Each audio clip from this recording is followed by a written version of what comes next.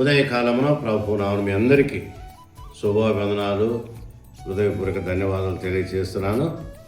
The worship of Yahweh ఈ కార్యక్రమానికి వచ్చిన మీరందరినీ కూడా దేవుడు దీవించి, కరుణించి, కాపాడి, ఆదరించి బలపరచాలని కోరుకుంటున్నా.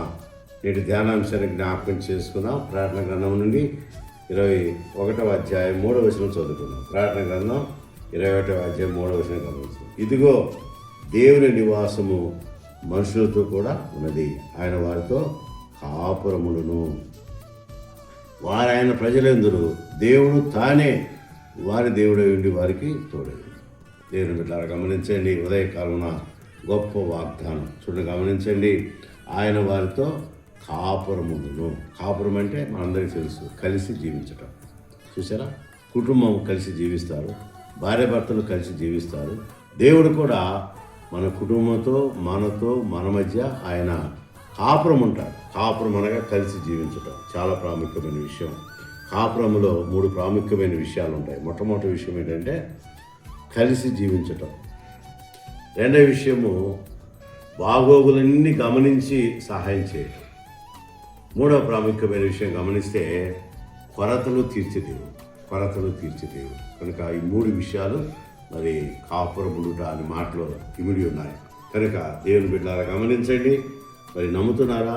దేవుడు మానవునితో కాపురం ఉంటాడా, ఉండగలడా అన్న విషయాన్ని ఒకసారి మీరు ఆలోచించండి. ఉంటాడు. ఎందుకంటే మన మధ్య ఉండాలని, మనతో ఉండాలని ఆయన భూలోకానికి నరావతారునిగా, నరునిగా జన్మించాడు. అందుకని ఆ వాక్యము శరీరధారి కృపా సత్య సంపూర్ణుడుగా మన మధ్య నివసించినట్టుగా దేవుని బిడ్డలకు జ్ఞాపకం చేసుకున్నారు. కనుక దేవుడు మనతో ఉంటాడు, మన మధ్య ఉంటాడు. అది మాత్రమే కాదు, గమనించండి ఇంకేమంటున్నాడు. ఆయన వారితో కాపురమును వారాయన ప్రజల యందు. చూసారా, వారాయన ప్రజల యందు. మనం దేవుని ప్రజలుగా ఉంటాం. అది మాత్రమే కాదు, ఆయన గమనించండి, దేవుడు తానే వారి దేవుడై ఉండి వారికి తోడు. దేవుడు తానే వారి దేవుడై ఉండి వారికి తోడుగా ఉంటాడు. చూసారా, తోడుగా ఉండి దేవుడు శ్రమలలో, బాధల్లో, కష్టాల్లో, ఇరుకుల్లో, ఇబ్బందుల్లో, నష్టాలలో దేవుడు తోడుగా ఉంటాడు. దేవుని బిడ్డలు గమనించండి, దేవుని తోడ్పాటు ఎంతైనా మనకు అవసరం. కనుక ఉదయకాలమున దేవుని బిడ్డలను గమనించండి, దేవుడు మన మధ్య ఉండువాడు, మనతో కాపురం ఉండువాడు. అంత మాత్రమే కాదు, వారాయన ప్రజల యందు దేవుడు తానే వారి దేవుడు అయ్యండి వారికి తోడయ్యాడు.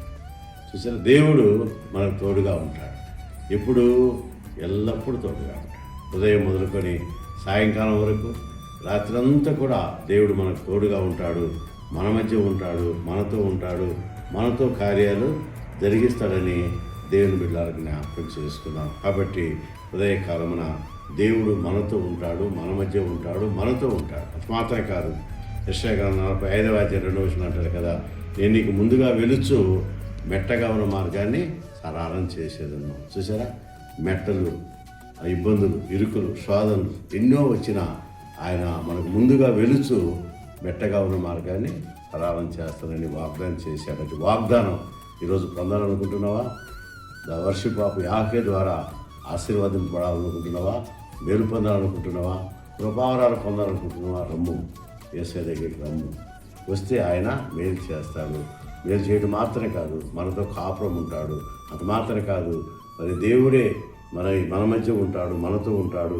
అంత మాత్రమే కాదు, దేవుడు తానే వారి దేవుడై ఉండి వారికి తోడై ఉంటాడు. చూసారా, దేవుడు తోడుగా ఉంటాడు. అటు తోడ్పాటు పొందడానికి దేవుడు పిలుస్తున్నాడు. ప్రయాసపడి భారం వయసులో సమస్త జనులారా నా దగ్గర రండి, నేను మీకు విశ్రాంతి కలుగ చేస్తానని దేవుడు మాట్లాడుతున్నాడు. కనుక దేవుని మాట విని ఆయన ద్వారా మేలు పొందినట్లు తండ్రి, కుమార, పరిశుద్ధాత్మ త్రియేక దేవుని నిత్య సహవాసం మనందరికీ తోడైంది గాక. Amen. May God bless you.